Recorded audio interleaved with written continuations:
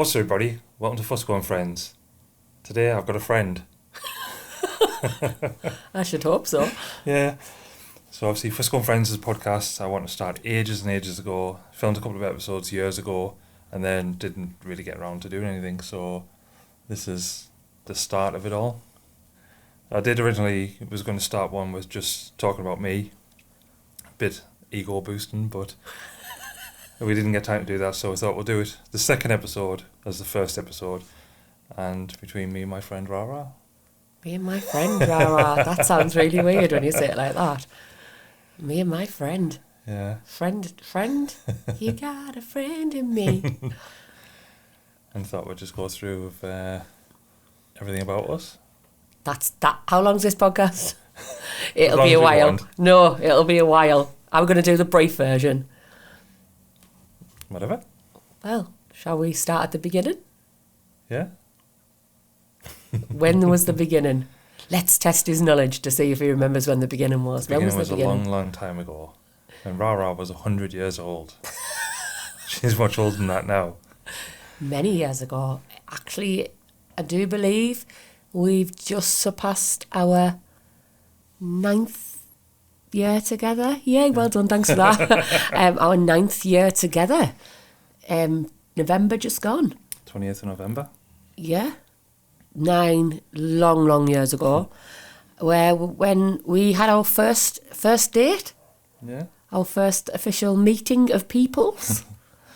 So it all started, we were looking on dating websites and stuff, and then I was on Plenty of Fish, Yes. dropped her a message, and Pulled me in with a great tagline of, do you like Twister? no, that was your one back. That was my First one, line. our message was, what's your top 3 films? Yeah, I think my number 1 was Dirty Dancing, which it always is because I'll watch that film over and over again. Doesn't matter how many times it's on.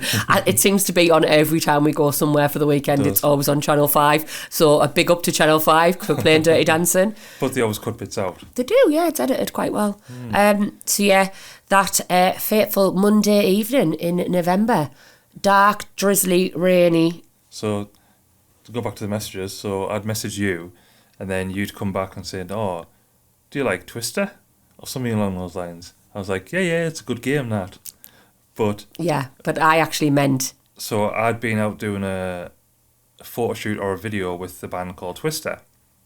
And at the end of every photo shoot and video stuff, I used to do a selfie. So there's a picture of me and Stevie. And Rara was friends with Stevie. And obviously saw the picture and saw me. And then obviously put the 2 and 2 together. Yeah.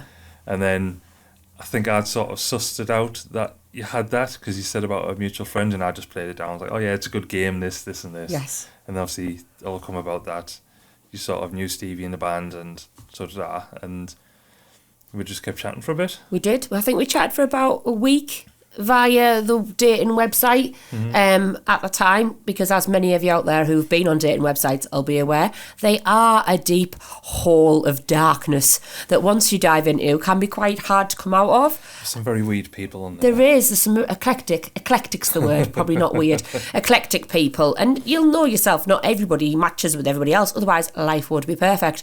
But I'd spent quite a considerable length of time on this said dating website, and it's quite ironic that the day I'd gone on to delete my account was the day that you reached out with a message, and I was quite hesitant in my reply, although I was replying. I'd made the decision my own self well before even really speaking to you that it wasn't, online dating just wasn't working. It wasn't all it was cracked up to be. I did go back to the hark of the days where you'd go to the pub and you'd meet somebody, naturally come across somebody that you could get talking to. And I think I'd got to that point in my life where I thought it's not going to work. This online dating's rubbish. I've met so many people. Don't get me wrong, I've met some lovely people, just we weren't matched, so some really great characters. But there was also some really odd, strange people that, you meet and you think, how is this person managing? People might have thought that about me, in all fairness. So we agreed that we spoke for we'd been talking for a bit, and then I had a creative night at the studio. Yeah. And at the time there wasn't much signal at the studio, so I was trying to message in between, and then I was trying to go on a message, and was just saying like profile cannot be loaded and stuff. And I was like, oh, it must be the signal. And then I got back home and then I couldn't find a profile. I was like, oh, I must have done something wrong. I must have been blocked or whatever else. You thought I'd binge you off really fast. You thought he'd been binned off. I know. And then I think I'd been trying to find her on Facebook, so I could message her and couldn't find her at all. And then I got a message on Facebook. Oh, hi, it's just me. Yeah, swiftly, may I add, explaining my disappearance from Puff. Purely, I think I'd made that conscious decision. I was definitely going to delete the account. It wasn't for me, but I'd enjoyed our banter and our crack over the sort of past 5-6 days prior. So we quickly and swiftly moved on to just using Facebook Messenger to talk. And neither of us really felt the need to be specifically on the dating site. We'd enjoyed each other's sort of conversation. He'd wooed me with his charm and his comedy. With his upside down pictures. Upside down pictures, yeah. Those of you who don't know, Keith obviously enjoys hanging upside down off poles for a bit of pleasure. Fascinated me that this was something that he did, and I was like, wow. And actually, my sister and I had talked about going to pole lessons, and we got chatting one night around that, didn't we, about where do you go? You mentioned obviously Tempest in Durham. So my sister and I actually went and had a lesson a couple of days before our first date. Is that right? Yeah. I think it was, yeah. And I got chatting to the instructor and we were talking about, this guy that I'd met, and she'd been chatting, and obviously I think you'd already mentioned that you possibly had a date lined up. And then we originally had that for the Tuesday night. Yeah, it would have been the 29th. But then I happened to be at an appointment in Durham on the 28th, and I wasn't going to have any children. I had the night to myself, and I just messaged and said, are you free on Monday by any chance? And I think you were like, yeah, I can be, why? And I said, well, I'm going to be in Durham. Do you fancy meeting up in Durham on the Monday? Because I think at the time I would only have the kids till 6:30, and I'd go home, bath, bed, because we were quite young. So I was like, oh yeah, after 6:30. But then this particular day, I think I dropped them off early. Well, I know I did. And then I'd had my bath and stuff, and then I set off early, and then there was traffic at Durham. Yep. And then, ultimately, I was on time, but Rara's watch was incorrect. No, he was late. And this is what I'm saying to you there, though. 9 years, he gets reminded of this repeatedly, that he was late for our first date. Even though I left early. Even though he claims he left early. It is quite a bad bank to get down. Clay Path can be quite treacherous. But the fact of the matter is, when you're coming to make this, you need to put some effort in. And that means leaving lots earlier than normal. So, yeah, we met in a dark car park under the city of Durham. And for a lot of people, they would say the rest's probably history. But I think I would pride ourselves on saying we've sort of made our own history. There's been some really significant moments of the last 9 years where, yeah, there's memories and there's like occasions, but we've had lots of challenges. But even like in the beginning, it was obviously we had our first date on the Monday. We had the second date on the Tuesday, as planned. As planned. Our original one at the OK Diner on the A19. It's just okay. It's just okay. And then it was the Thursday. No, I saw you on the Wednesday. On the Thursday, we went to McDonald's, and we actually took our children. Because for many of you might appreciate, and I think for both of us, it was really key that if we wanted to take things further, we needed to know that our children liked the other person. And the thing on the first date was, I've got 2 kids, she's got 2 kids, don't want any more children, and that was mutual, so that was another bonus. Yeah, I think that's But then, obviously, over time, being together it would have been nice to have a child of our own, I think. You only think. I think we quite like. Too busy, yeah, though. I think it would have been something that we probably would have explored more. But as he's already alluded to, I am older than him. Much older. No, so I'm 7 years older than Keith, and that again, biologically creates its own problems as well. But the potential to have children wasn't necessarily something that was completely off the cards, but it was something that we'd already discussed, that neither of us really felt like we needed to have another physical child as an addition. Four's enough. Four is enough. In all fairness, having two and being a single parent, and the same with yourself, it presents its own challenges, but it also, when it comes to relationships and moving on in your own adult life, it creates its own challenges, because you've got to ensure that the person you want to spend time with ultimately also likes and enjoys your children's company if they're going to be a long-term part of their life. And that was really important for us, that we did that quite quickly. A lot of people will probably judge us and go, what? You met each other's kids after 4 days? But actually, for us to really commit to this being something that we want to put a lot of time and energy into, we needed to understand that we would spend time with our children as part of that equation. And it was actually... Because I know for me in the past, when I'd been in relationships, it was like one of them I'd been with a year and she hadn't even met the kids because it wasn't right at that point. So what, it never felt right. Yeah, and I mean, I think you sometimes just know. My thing was that I wanted to not have a separate life as such. Some couples will choose to have separate lives, so what they do with their, say, partner... and they maybe don't ever mix with another friendship group or even their own children, and I definitely didn't want that. I wanted to have somebody that was very present in my children's life and in my life, and it wasn't like a hidden secret. But it was important for me to know that there was some level of, oh yeah, this is okay. And when I was going out with people, my children knew I was with somebody that I was enjoying spending time with. So we met at the services at McDonald's after school, picked the children up from school and agreed to meet. And we ended up having a food fight in the McDonald's, to which my children thought it was absolutely amazing. Thought he was the bee's knees. He's dead cool. Keith's dead cool. Because he was chucking chips and burgers and nuggets off them. I was mortified because we're in the middle of McDonald's having a food fight. Kids were loving it. The biggest kid of all was loving it. But I think it really broke the ice and relaxed the atmosphere. And again, for both of your two children, they were still very, very young. I think they all were, really. But again, it meant it was enjoyable. It wasn't a scary experience. It was just Mummy's friend and Daddy's friend, and we'd just gone to have tea at McDonald's together, and it was really relaxed and sort of calm. And bizarrely, my heating had broke on my house. So you had a couple of spare heaters, didn't you? And you were like, I've got some spare heaters. And I was like, that'd be great. So we actually drove over to yours to collect these heaters.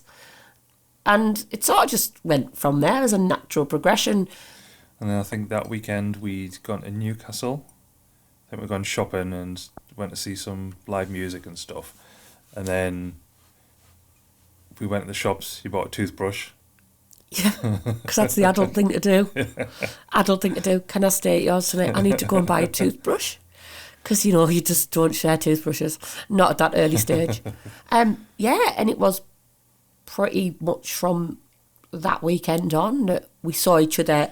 I think there was one day towards the beginning where we didn't see each other, I think.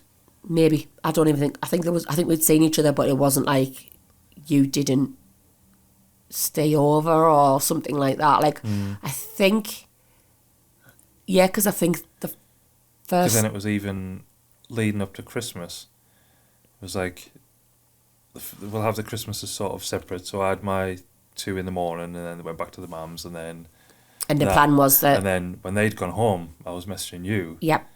And you were like, oh, do you want to come over? Yeah, my 2 children were very, very keen on Keith coming and spending time with us and wanting to spend time with him as well.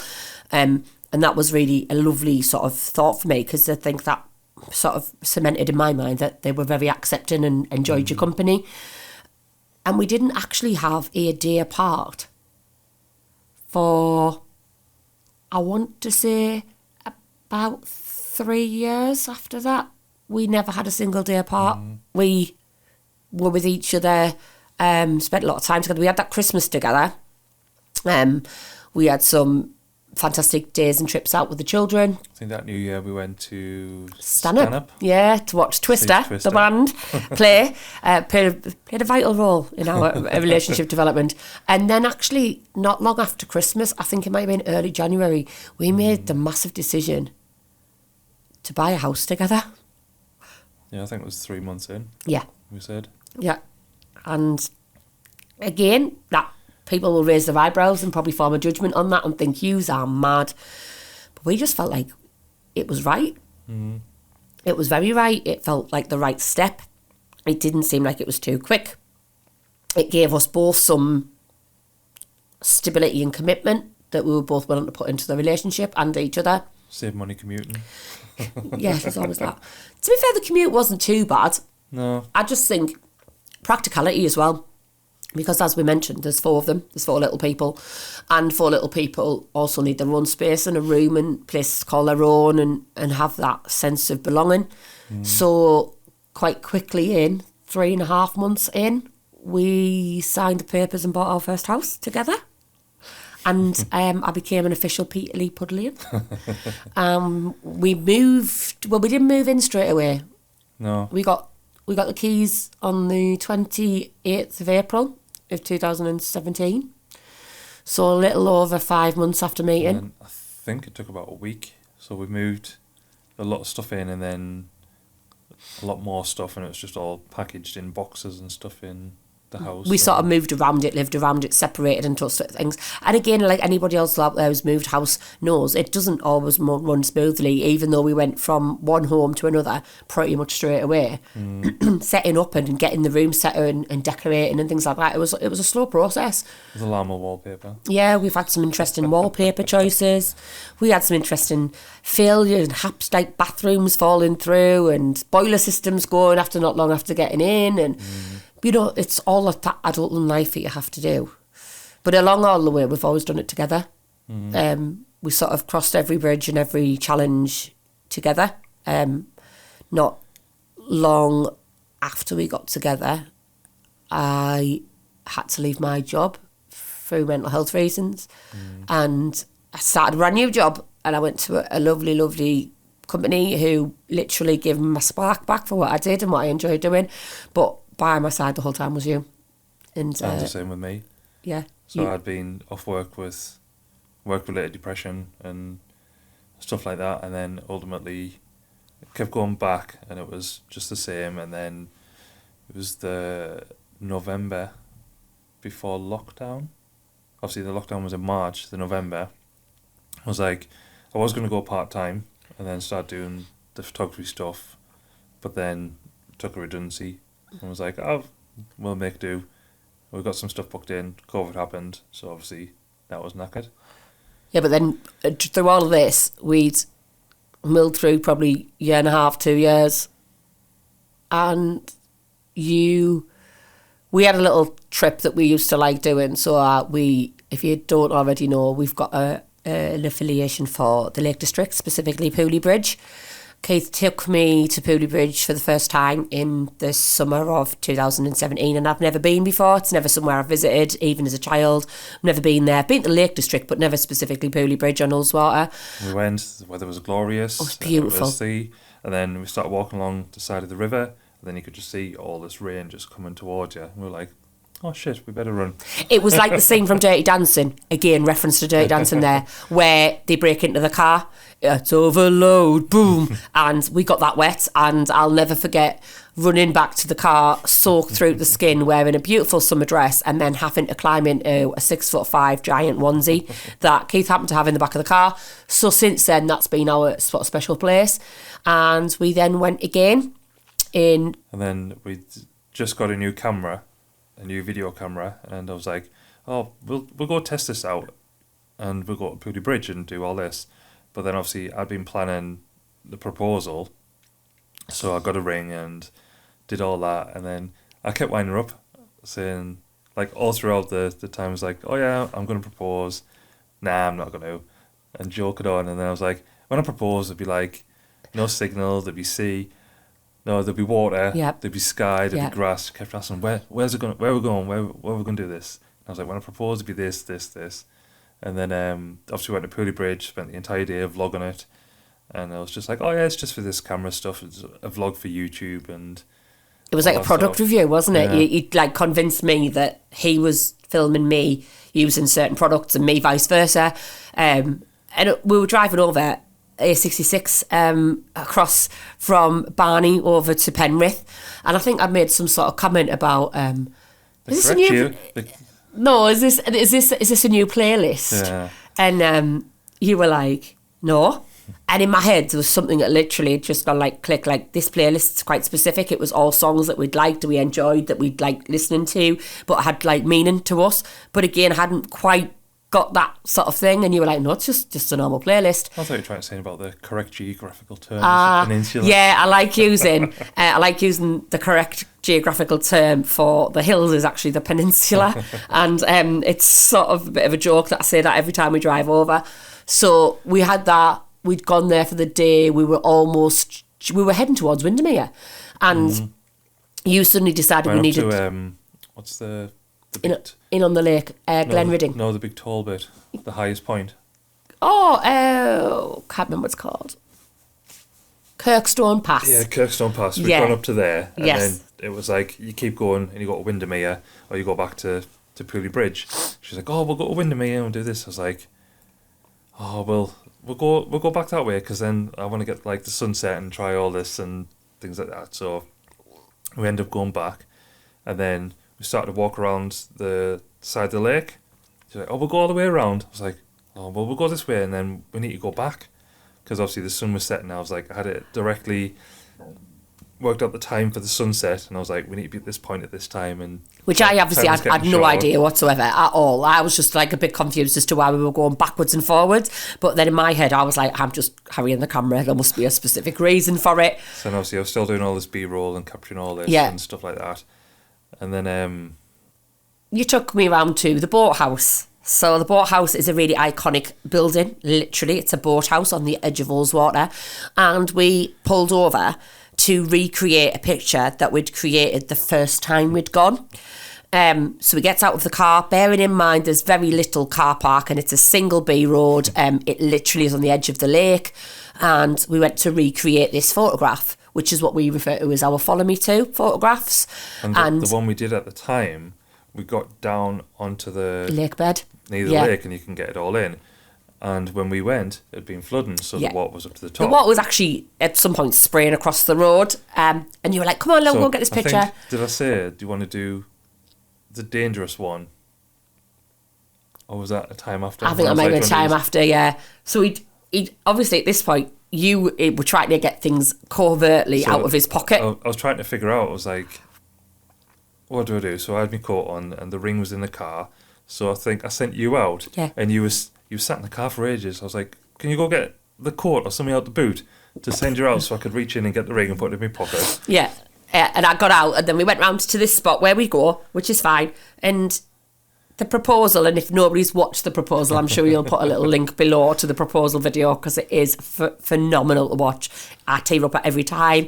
I get emotional thinking about it. I also get emotional at my naivety that I didn't actually know this was going to happen because it was so evident when you look back on the evidence of the day. But at which point, I've got the camera in front of me reaching out and we're creating this Follow Me To photo. I was pretending to take a photo, but I was actually doing a video. And then, obviously, we started to do the Follow Me To photo and I was like, oh, hang on, reach in to get the ring out. And turn around, I was like... But at this point, I'm still looking out over the river, so wondering what the hell you're doing. I'm like, for God's sake, we're in the middle of the road, hurry up! Like, so I've got my hand outreach behind me, my left hand, and you just then call my name and then make me like... And I just turn around and it's absolute... It's like, will you marry us? And then she just turns around and it's like, in the middle of the road? I was like, and right? She was just staring, and I was like... oh shit, she's going to say no. So I stopped recording then. And then obviously it took you a while and then... I think it was just the sheer enormity of the situation. I think because she'd wound me up for so long that you were going to do it and this is how it was going to happen. And obviously every person, when they were proposed to, wants to make it memorable. I will never forget that it happened in the middle of the road, ever. So it like, was it on a beach? Was it on the lakeside? Was it by a fire? No, it was in the middle of a road. And that's actually with a helicopter overhead. Yes, a helicopter overhead. And I think I then spent the remainder of that day smiling so hard that I had cheek ache. And I am, as you can tell, quite happy to talk. I didn't speak the whole journey home, which is just under 2 hours. I spent the whole time looking at the ring. Because obviously I had it planned for that time for the sunset. Yeah. But then we'd had CM Hall booked. So I was like, we'll have it booked for this time, and then it'll give us time to get back from Pooley Bridge after this. So we'd already had that booked. So we were going there as like a 1 year celebration of us being together, but then it was a celebration of the proposal. Our proposal. So yeah, we arrived at CM Hall 2 hours later after this happened, with me literally grinning, like, do you like this? Like, and just doing this at my hand going, like, for the whole journey home, and then just looking at you and smiling. When we were there, we were like, we'll put a status or picture on about it, and then we just left our phones, and then at the end of the same hall, like coming home, it was just like loads of notifications. Hundreds and hundreds of notifications, family, friends, kids. Yeah, we did ring the kids. Yeah, we weren't as cruel as to keep them in suspense, because at that point they didn't have social media. I think we rang them. Did we ring them both from CM Hall? Yeah, it was. We waited till we got back to CM Hall. So we drove home and we rang the kids to tell them, and they were really excited and they were like giggly, and again, they were only little at this point, so it was like probably not really understanding what was going on. But from that moment on, I think it just cemented what I'd already knew within days of meeting you, is that like I was never ever going to be happier than I was when I was with you. And it was just like... And then I'd already joked on, I was like, oh, it's the same date, so I only have to remember one date. And then we were due to get married 3 years after that, I think. Yeah, we basically looked to keep on the same date, because he's not great with dates. So to try and alleviate any forgetfulness, the plan was to have our wedding date the next time that date fell on a Saturday, which was Saturday, 28th of November, 2020. But as you all know, 2020 didn't really go to plan. No. And COVID happened. And because of COVID, we had to completely reschedule our wedding date. Not once, but not twice. It was sort of rescheduled due to COVID, but also due to where the place that we'd booked had taken our deposit for the wedding, but then double booked and booked someone else's wedding. Yeah. So I'd gone on to check hotel rooms available in this particular place, and there was rooms available, but we booked exclusivity, so we had had all the rooms. And obviously phoned them up, and they were like, there was a misunderstanding, and in all fairness, it suddenly made us evaluate whether that's what we wanted, whether we wanted a big, massive, huge wedding with, you know, potentially years of debt for one day, because ultimately our lives together are much more important than that. But what it also then highlighted was, well, where the hell are we going to go, and how quickly can we organise that? So we went round to things like community halls, community centres, village halls, local pub establishments with like function rooms, and trying to find somewhere big enough. Yeah, we have quite a niche wedding, and the thing that we went with, as cliche as it may sound, was The Greatest Showman, because our life is one big circus. But we'd originally planned this before The Greatest Showman was a thing. Yes. So we were going to have a circus wedding. We said life's better upside down. It is. Life is always better upside down. Circus and stuff, and obviously I used to, still do fire, and I then got into that sort of performing and poi, and loved that whole element of the day being about a massive celebration, but with all these things going on where people can get involved. And I think we had to then like sort of look at our options in terms of where can accommodate this, because a lot of people, when you say I want fire breathers, like, oh, not happening in here. And obviously we started planning all this, and then Great Showman came out. Yeah. And everyone was like, are you went to see that, and everyone's like, oh, you're having a Great Showman wedding. We were planning it well before that. Hugh Jackman was not there first. We definitely were. But again, it sort of puts it in perspective about what was really important for us, because the wedding was important, but ultimately being married was probably more important. So it wasn't a big show of like, oh, look, we're getting married, this sort of thing. It was just a case of we wanted to be married, to be together forever. Forever. And what we then decided was that we kept getting dates changed, and we actually had a different date, and then we had a different date, and then we had a different date. And it was just trying to plan it all around COVID. Like they said, everything would come back to normal, but then the date was coming close, and it wasn't. We couldn't have that, so it kept moving and moving. It was around things like restrictions around numbers. Like we couldn't, obviously, as we've already mentioned, we've got 4 kids between the two of us. We knew that they both had to be there, but at one point we were only out 8 people, and I was like, how are we going to even do this with like our 4 kids and your parents and then witnesses? It was like, we can't even do it. That was the lowest we could have at one point. Even when it went to 30, it was getting to a point. I know we did a wedding once at Akeley Heads in Durham, and the registration rules were still in place. So we weren't allowed in the room because there was already that many Yeah, people. So that's we had right. to shoot the wedding from through the window outside. Because we And it was couldn't be counting the numbers. Yeah. And again, what we decided was that the prospect of being together and married and husband and wife was so much more important than the actual wedding element. So we ran away, and in December 2020, we secretly booked a very intimate midweek registry office wedding at the lovely bit of Parkland registry office with Barbara and Barbara, who were our registrars, and there was just us two and our two witnesses, who were a really important part of our day. And we were really, really lucky that our favourite place other than Pooley Bridge is Whitby. And we got married at 12:30 on the 23rd of December 2020, with only us two knowing and our two witnesses knowing, and everybody else thinking we were in a business meeting somewhere in Leeds. And Because we were going to keep it a secret yes, until the actual wedding, and then we were going to get a celebrant, which we did anyway, but just sort of keep it as that. So we'd booked an Airbnb in Whitby because that was out of the tiers of lockdown. So you meant you could still stay in hotels, you could still eat in pubs. Go there, and then all the pubs were open, and it was like so surreal. So obviously we weren't there.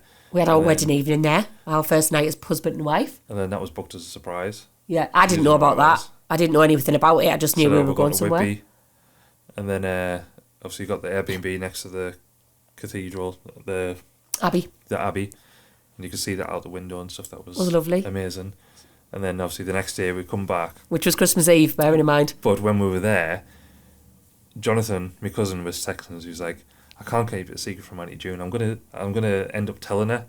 And then we were like, "Do we just tell people and then go from there, or try and keep it a secret and thingy?" And then we were like, "We'll tell them." It was important for us to tell people, I think, because we were proud of what we'd done and we were proud of each other, and we wanted to share that. But then it wasn't. We just got married and that was it. Like, we were still planning having a party and having a big wedding day. So I actually didn't even wear my wedding dress. So I had a wedding dress, but I didn't wear it on the wedding day. I wore a beautiful collective dress and a lovely oversized coat, and you had a beautiful suit on. But actually, I still wanted that day of being the bride with the wedding dress, and because of the way we'd planned our wedding, there was elements within that I really want to still share with everybody. But keeping it a secret potentially for anything up to another further 9 months was going to be very, very difficult, wasn't it? Tried to hide wedding rings. And then not to wear these bands that you've committed to yourself, to each other. We're like, oh, well, we'll take them off. And we drove home and we literally deliberated, didn't we? And like I said, Jonathan had messaged and said, I'm going to slip up here, I'll say something, I'm going to let it slip, I don't want that responsibility. And we were like, okay. Because he likes Scooby-Doo, that's why. Oh, bless him. He can't solve a mystery, can he? But again, wanting to scream and shout it almost from the rooftops that we'd done it, and you were so proud of me being your wife, and I was so proud to be Mrs. Fusco, and it was like, and that was the thing with name changes, like having to do all the legal stuff with going from your maiden name to surname with Fusco and stuff. It was and like again, people would get confused doing it twice over, so we just thought, right, we'll tell everybody. But we came home and we did tell your mum and dad and the kids, and at first they didn't believe us. There was that general, no, you haven't, grabbing at my hand, you haven't got rings on. We took the rings off and we're like, I bet they're going to look for rings when we like surprised them. I was like, I'll put them in my pocket, and then we can put them back on. No, but Keith's mum actually did think I was pregnant, which again was like a no-go, not happening. So no, that wasn't what it was, but it was a wonderful, wonderful surprise. And it just encapsulates what our life's like. It's a bit like every time something gets chucked in our way, we just overcome it. Not necessarily straight away, not always first time, and sometimes it's a challenge, and sometimes some things are more of a challenge than others, but we keep going and we keep plodding through. And our motto generally is shit happens, we've got to just keep plodding on, because in life there's always going to be things that get chucked in your way to create a challenge. But I think the really positive thing and the endearing thing is it doesn't matter what it is, we've always got each other.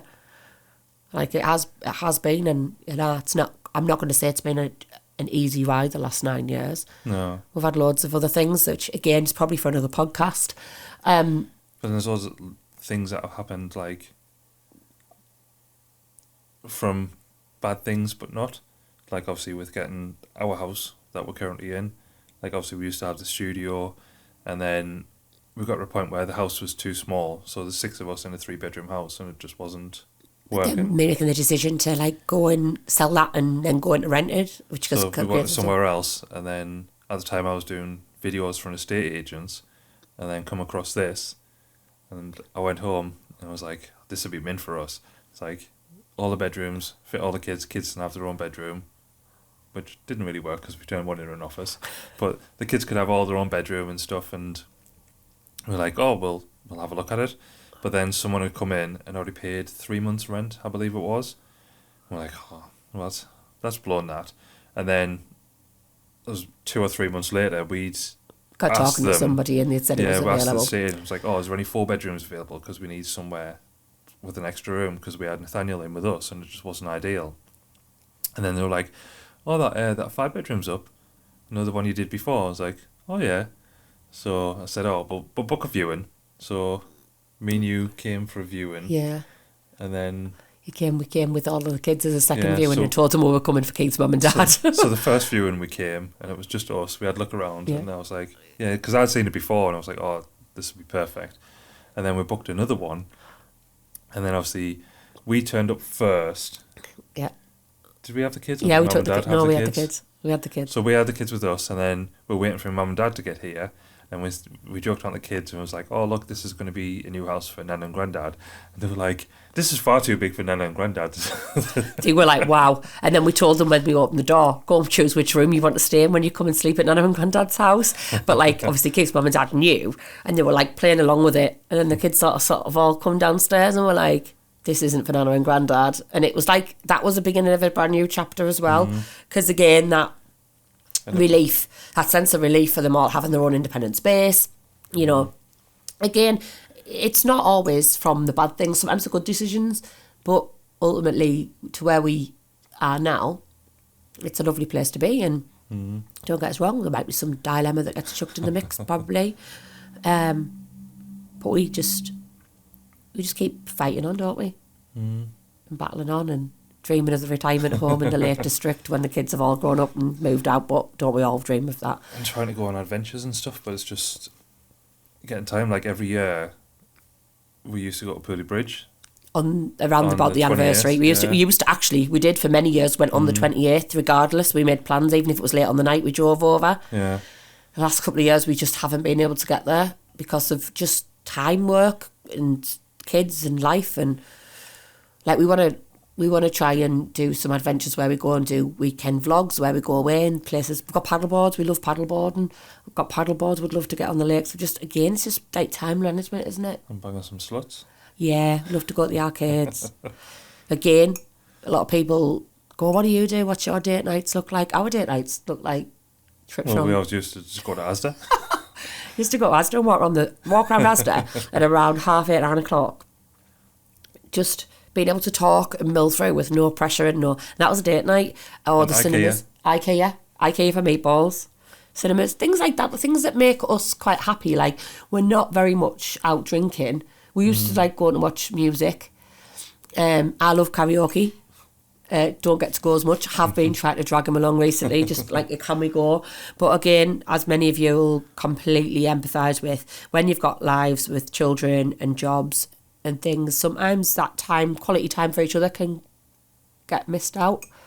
Like, sometimes even just sitting and doing this, like just us doing this now. And some days we're like, we'll go out and do this, and then the weather's rubbish, so we say, we'll just chill, just sit on the settee together and just watch shit on TV. YouTube, sit and watch YouTube. Hours and hours of Will and E. Yeah. Where will I get those? That's normally with the tea, isn't it? That's usually with tea. But again, James and Will. James and Will, but like, again, it's quite nice because it's real people.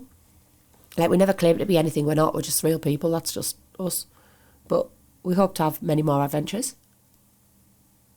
Doing many more. Not always exciting things, sometimes relaxing things, sometimes just exploring. Yeah, like the other week or the month when we went to Mother Shipton's Cave and stuff. Mother Shipton's Cave. If you haven't been, get yourself there down in Knaresborough or up in Knaresborough, depending on where you're watching us from. A lovely place. It was a lovely weekend with friends. just taking that time for... Going on to Scarbados. Yeah, Scarbados. Love a bit of Scarbados again. But it's like... And then, obviously last year, took you to Blackpool. Oh, Magic Convention. Yeah. Yeah. I like magic for magic. I do not like knowing what goes on behind the scenes. I do not want to know. I just like the wow. So then for the first... So I got into Magic just before lockdown, and then the first 2 times I've been to Blackpool, I went with Dean. And then each year I would go around the dealer hall and do like a video filming all these magic tricks and stuff, and that was quite good. And then I think Dean wasn't sure whether he was going to go, so we'd booked it. Mm-hmm. So we went down and then started doing the video. So the first one, the first trick, and you were just like, what? Gobsmacked. I think Keith liked it because I was quiet for the first time ever, other than the day he proposed. Blown away. Again, don't like to know the mechanics behind it or how it's done. I just like the sheer magic of magic. So although I'm not into magic in its entirety of what magic is, I appreciate it as an art form, and I really like that. And I really like cards. Like, I love decks of cards. I can't even play cards. I can't really... what's the word? Play Go Fish. Play Go Fish and Snap. But I like cards. I think they're pretty. I think they're really aesthetically pleasing. So I really enjoy that bit. And again, it's nice, isn't it? It's nice to do those things together. Mm. I love a Disney. Love Disney. Quite often make you watch a Disney film. But just doing things together that make you happy. And that might be watching YouTube. It might be listening to music. We really, really both like vinyl. Mm. So we quite recently have started trying to expand the vinyl collection with up-to-date modern stuff and older stuff. Managed to pick up the soundtrack for Dirty Dancing on vinyl at a local charity shop. Again, I can listen to it on Amazon if I'll ask her. I can put it on the CD. I can even probably put it on digital radio, but I much prefer the sound of it on vinyl. Sounds better on vinyl. Everything sounds better on vinyl. So yeah. So going back to the first date. Oh yeah, here we go. What are you going to chuck on us? What did you think when you first saw us? God, he's tall. Apart from being fucking amazing. God, he's tall. So when somebody tells you on a profile that they're 6'5", you sort of, as a little 5'5", 5'6" person, don't really comprehend that. I was, wow, he's tall. Wow, he's quite handsome. Like, he had a really nice, tidy beard. Still do. Yeah, only because you probably had it recently cut. But no, like, bizarrely, you were very, very slight when I met you. You were really, really slim, weren't you? Like, he didn't have his broad shoulders that he has now. Really, really slim. And I was just a bit like, oh, I don't think I have, like, a type, but definitely intrigued me. Intrigued me to find out more. What was your... Go on then, I'm going to chuck it back at you. What was yours? I thought you were way out my league. Oh, bless. How sweet's that? Now look, this is what 9 years does to you. Grey hair, aging quickly. I still think you look quite young. I am quite young. He's not. I do think that's always been one of your... 23. Yeah, that's always one of your attributes. I don't think... It doesn't matter. So obviously we've been together 9 years, but in 9 years I don't think you've really aged in... You've got a few more grey hairs than what you had when we met. Always down to me, apparently. My fault. Most definitely. I didn't have any grey hairs before. So he didn't actually. He had no grey hairs and then he met me. But you've aged very, very well, whereas I feel like over the last couple of years, I was quite young looking at first. I do think it's slightly catching up on me a little bit now. I don't know whether that's because I am. Shave my beard off and then... No, there's a whole dilemma around, and anybody out there who's with a bearded partner, have you ever seen them? I've never seen you without a beard. No. Ever. Because I got to the point where I was shaving all the time. I was like, I can't be bothered with this. I'll just grow a beard, see what it's like. And I think at the time, I didn't know whether I could grow one. So I was doing like Movember and I always used to have like the sides not growing. And then it seemed to turn out all right. It did turn out all right. He was a bit patchy on the bottom when we first met. He used to have these baldy patches down here.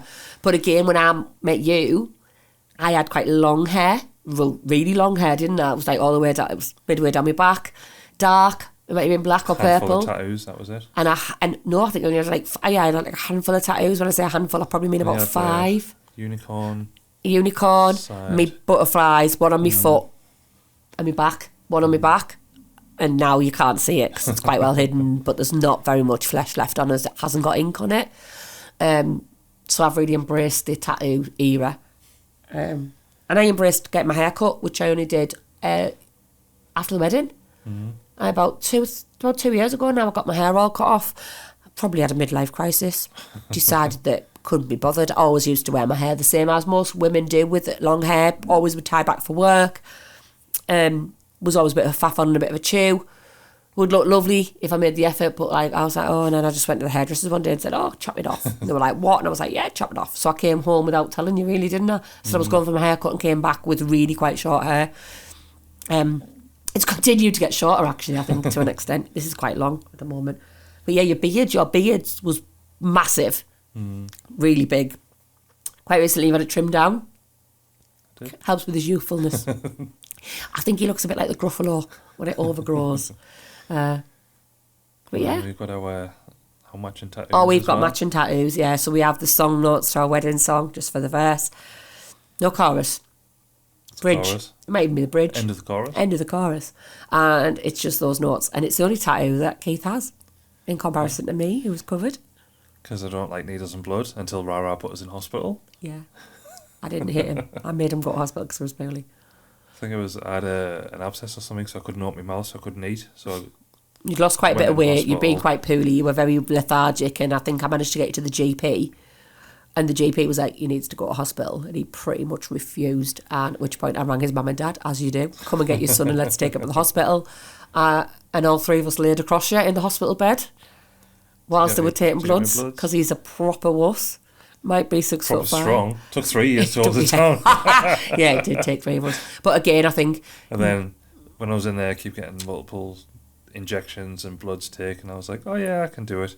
Because I wanted tattoos for ages. I was like, I want a Beatles sleeve and then a music sleeve and this and this. And then when I'd gone to get my first tattoo, I'd pretty much passed out, so I couldn't get it done. And then I was like, we'll give it a go. So we went. And then we went. And it took all of 8 minutes. It was the worst 8 minutes of his life. He went green. Not even grey, he went green. But he got there. He stayed conscious the whole time. It's all legally binding. And we have these tiny little notes on our wrists that really represent us, don't they? Massively. Like, it's a bit of a joke, because when people see us together and how tattooed I am and how not tattooed Keith is, he's really proud of this tiny little wrist tattoo. He'll go like, look, I've got a tattoo. Maybe we'll get more. Maybe.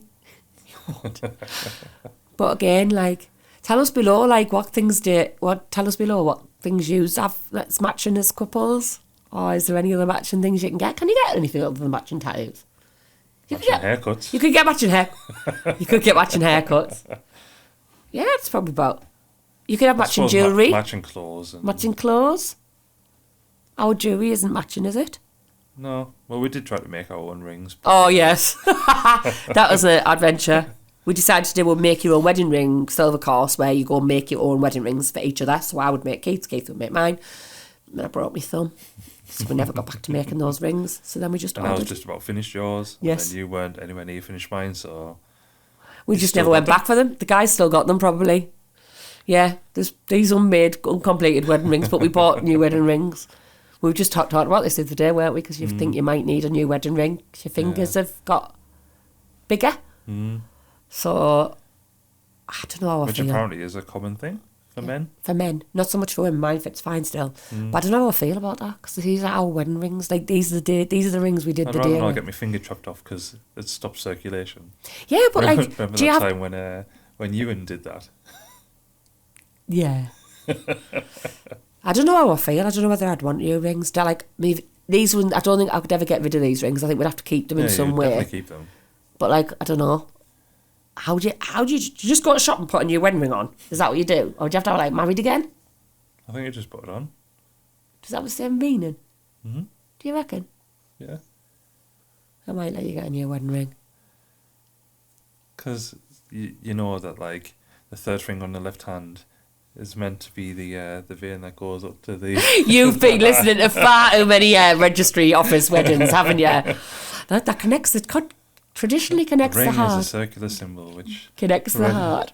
defines unbound love and... Far too much time listening to people. So yeah, maybe we'll get new rings. Maybe in the new year, possibly. So what about, like, what's some of your favourite things or places? Well, Pony Bridge. Pony Bridge is like up there. Pony Bridge and Whitby are like my favourite places ever. Absolutely love them. Like, I think it just goes because of the memories that are associated with both the places. Really loved our trip to Glasgow. We went and had a weekend in Glasgow many, many years ago now. That was probably pretty much when we first met. First 1 or 2 years when we first met, went to Glasgow for the weekend. Yeah. Really did like the cultural side of Glasgow, didn't we? As bizarre as it was, history and culture, I really enjoy it. We find common ground talking about what we didn't know, what we do know. I really like Glasgow. Greece was nice. Greece was lovely. Adults only. When we went to London. Yeah. Yeah. That was 4 years ago now. Really lovely place. If you haven't been, island of Crete, some fantastic small little villages and communities there, but we chose... It's very similar to the lakes in that everyone's laid back and, like, life there is very slow. There's no hustle and bustle. If you need to get somewhere fast, then it's not going to happen. Or Yeah. get something fast. They're just so laid back. And I think it was the fact that we went, again, as lucky as we were, we went just the two of us, so we managed to have 10 days of just our own company, at our own pace. You're not a massive sun worshipper. You're not... He's got ginger tones. So you can burn quite easily. So I had the best tan, though. Yeah, I did have the best tan. But you're quite comfortable just sitting and just reading and indulging in a book or listening to a podcast. Yeah, well, I downloaded loads of podcasts and then I was just sat there listening to those, writing things for videos. That you wanted to create. And I just spent a lot of time reading and just literally sleeping, which for many of us, we don't realise how good that is, that rejuvenation, that whole... Like, yes, you can sleep on a night, but actually your body being able to just shut down and sleep when it needed to. I spent a lot of time floating about in the sea. I love floating about in the sea. I'm not a big lover of the sand, so we were quite close to the edge of the sea, so I had to get over that. It was stones, wasn't it? It was stony beaches. So that was lucky. But the culture's very nice. You're right, it's very similar to the Lake District. It's very slow, relaxed, calm. We made our nice friend. We were buying loads of clothes. Yeah, we met a friend who, like a local shop owner who sells your very traditional holiday clothes, like your white linen stuff. It was lovely. We really got chatting to him. Yeah, and then I did some magic for him, and he was talking about how there's no magic in Greece, pretty much. So I gave him a magic book and a deck of cards that I had with us, and he was just thankful. Yeah, we promised to maybe go back and see him. That is something we want to really try and do, if not next year, the year after, definitely. Just, again, us two. By that point, some of the kids will be a bit more grown up, possibly, and be able to be left home alone. Not like Macaulay. Like Kevin. No, not Macaulay Culkin style. But again, like, you know, that'd be nice. I mean, what do you want to do? Is there anything you want to do? Just us next year? I don't know. Just go visit places and just... We've got English Heritage membership, haven't we? And depending on where you live in the UK or even Ireland, like, there are so many places to go and visit. And we've... But then some of them, when we look on the website, it's like, when we went to Essex the other day or week or whatever, and then we were looking for all these places, and it's like, oh, there's loads of them together, but when you look, it's like a ruin of a shed. So it's tiny to look at. Yeah, so, and there's some amazing places that we really Audley End House. Love that. That was beautiful. That was a proper day out. Love that. Again, slow pace, just enjoying it.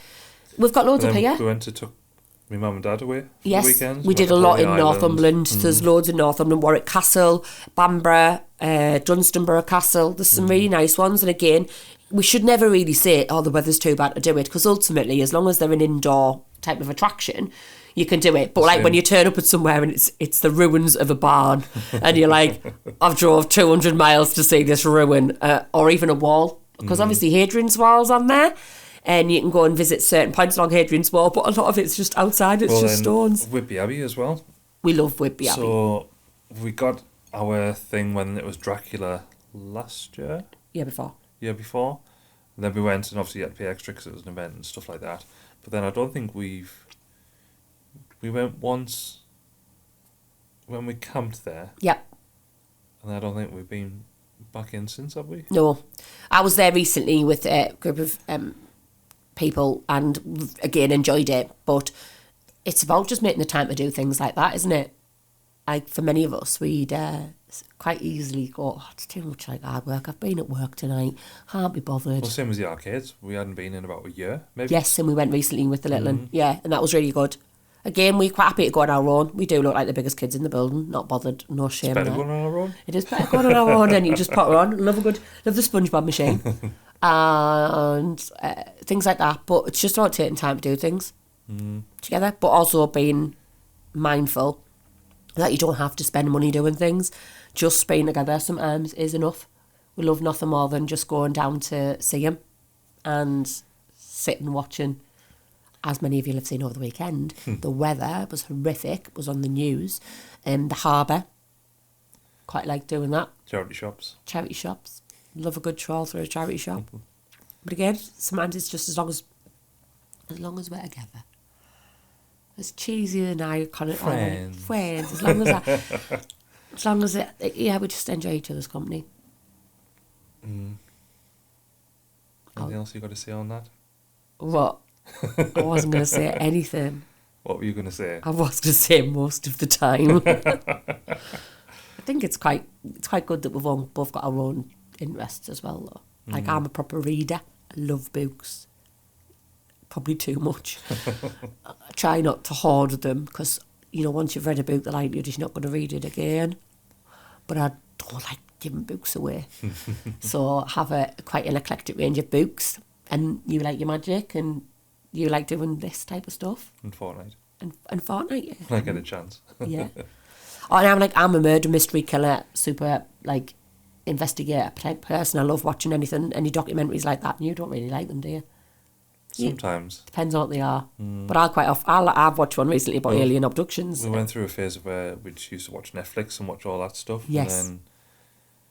And then YouTube infiltrated that. Yeah. That's YouTube's fault. However, yeah. We've got Squid Games coming back soon. And yes. All that other stuff. Mm-hmm. And then we go through phases of, I'd seen it all before, but I made you watch it, Dexter. Yes. So we watched all of Dexter. Once Upon a Time. And then there's that spin-off season which we need to watch as well. Yeah. Like things like that, we tend to binge watch a lot of stuff. Or we'll really get into something and we'll watch it. We'll watch it. FD. Yeah, we'll watch it religiously. Maybe 4 or 5 episodes a night. Or we'll watch 2 or 3 episodes. It's that thing of when it gets to 2 a.m, it's like, I need to turn it off now. Should we have another one? Or go to bed? We'll have another one. We did that for years, didn't we? People would be like, well, how do you function? And be like, well, we only function about 4 hours sleep because we're up. And it wasn't even a bad thing. It was just that we'd get really into something. Like now, I will say... What was that other one that we had the DVDs of it and we were like, should we watch another one? And then this. It was When You Were a Killer. Was it Lost? No, because I've seen that, but you haven't. I haven't. I don't know what it was. We went through phases of watching. Something like that. Oh, was it Grimm? That as well. Grimm, yeah. Like we went through. I mean, we're not a soaps person, are we? Like I can't remember. I must have been in my 20s the last time I watched the soaps. To be fair, life's one big soap opera, so why do you want to watch somebody else in it? But yeah, it's about just creating time to do things together, and it doesn't always have to be sensible. But it also doesn't always have to be boring. Like, how many people go, what do we do on date night? And it's the thing, like, we'll go for food or we'll go to the cinema. Yeah. Can't remember the last time we went to the cinema. I can't sit still if you hadn't gathered. Greatest Showman sing-along? Yes. Yeah, probably. Or did we go for something else? We haven't been for years because again I find it really difficult to sit still, and I find it quite difficult to. Especially when people say like the new Wicked's 4 hours long or something. 2 hours 28 minutes or something. It's quite intense, but again I don't really like that overpowering environment. Used to like it before. I'm not so keen on it now. Much prefer to watch it in my own time where I can pause it, stop it, as you can do with this. Go make yourself a cup of tea, get a fresh cup of char, and then come back and continue. Not pay 20 quid for popcorn. Yeah, it's just not the same. It's just about making we've got a lovely garden. We're quite liking the summer, spending time in the garden, sticking in the hammocks. Sometimes just a bit of music on. Not even sometimes talking, just being outside together. And the kids. when they bother with us. Teenagers. When they were little, we used to do It's quite that a thing lot. of like, you coming out in the garden to help us? We'll give you some money. Yeah, I'll do it. Yeah. But they're also at an age where they're definitely exploring their own friendships. And I suppose when we first met, they were so young that obviously you do everything with your kids, and your weekends and your time can be preoccupied with things like clubs, like swimming, gymnastics, aerial, all that type of stuff, all football, all them types of things take your weekends away, and then ultimately you're squeezing in other things when you can. Whereas now they're all a little bit older and they've all got their own choices. Do you fancy coming out and doing this on the weekend? No, I'm going out with friends. Yeah, they've all right. they've got more social plans than us, and we make that joke, don't we? I think there's the whole thing about it's mum at taxi of mum and dad. It is a little bit like that when they get to this age, because they're forming their own friendships and doing their own thing, and they don't really want to be seen with us. It's a bit of an embarrassment, isn't it? Do I have to? But, we live and learn. We live and learn. And obviously we've got our Rara Beardy YouTube channel that we're trying to make a comeback with. Yes. All the videos. So things like when we go to the arcades. Same with that, was like over a year ago since we uploaded anything, and that was the arcade stuff. Yeah, like when we go to the arcades, and even when we go out and stuff, we try to be mindful. It's okay if it's just us. But it isn't trendy for your parents to be vlogging, really. So... Oh, it is. But just depends. Like when we did the golf. We did a golf one recently where we went to a new it's called a hole in the wand. And it's an indoor mini golf. And the eldest daughter was really quite conscious about other people watching us and just really wanted us to be present in the moment, and I really did take a point on board. It was nice for her to say it, but and then Nathaniel, he wasn't bothered. He was joining in with it. Yeah, I think it's a thing of that certain age group of when the teenagers now, they're not really interested in it, but like the younger ones, what do you want to do for a career? YouTuber. That's standard now. Like even when we were younger, like when we got together, it wasn't really a thing to do vlogging.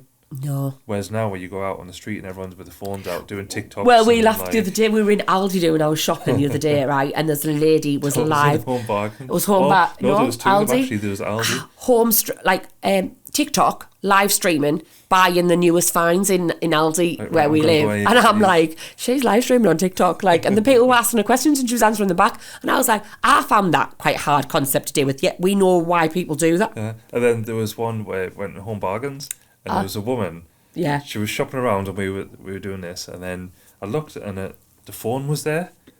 And then we were walking past, I was like, oh, someone's left the phone. But it was this woman who was like, put a phone up to set up a shot to get this. So obviously I just walked past and was just like, pulled a funny face when I did it. So she looked back at her feed and was like, what's this? Yeah, I think it's a cultural thing, isn't it? That's what people do nowadays. Whereas people, if they saw that, they'd be like, well, why are they filming that? What they're doing there? Whereas I think with us sort of doing it as well, we sort of know that, oh yeah, people are doing it. You don't have to film every part of your life. Like, it's not about vlogging every second of every day. No. But it's quite quirky to see influencers, and it's very present in the papers at the moment around. If you look at what's presently on the TV, we've just had I'm a Celebrity finish yesterday. Danny's been crowned King of the Jungle. But again, there's a lot in there. There was that JK Barry. So she's a massive influencer. She's a fantastic sort of advocate for like women and all those types of things. But again, 10 years ago, that would never have been seen as being a vital career, and yet she's making millions of pounds off just being on her social media and being present. Then we were watching that Sidemen Insider. So it's like Big Brother, but with YouTubers, influencers, and then years ago that wouldn't have been a thing. It'd be like, who's these? Whereas now they're like... It's just the evolvement of entertainment. 15 years ago, nobody would be listening to this. No. They'd be like, why do I want to listen about two middle-aged people's life and how they met? Nobody would be interested. We live on a society where we're interested by everybody else's business, and it's about how we put that across in a way that makes people really think that it is normal to... Well, the same, like, years ago, there wasn't really such a thing as a podcast. And then I wanted to do one because of Jared Bolan. So he used to do a photography podcast every week, so it was like similar to this, and I was like, man, I want to do that, but then no one else was doing it, so it wasn't really a thing. So obviously the episode next, I think, is Chris Harrison, so he's a photographer, and that was done with me when I had no hair, no beard, nothing. That's how old it was. And then like you said, no one really used to do it, and then it's took off and everyone's doing it. But again, like it's about almost being real. This is like, we could be having this conversation with you in real life. You could be sat in our living room with a cup of tea, it's still warm, chatting about our lives and just wanting to know, like, how do we meet people? How do we become friends with people? How did that moment, how did that interaction between me and you 9 years ago result in this?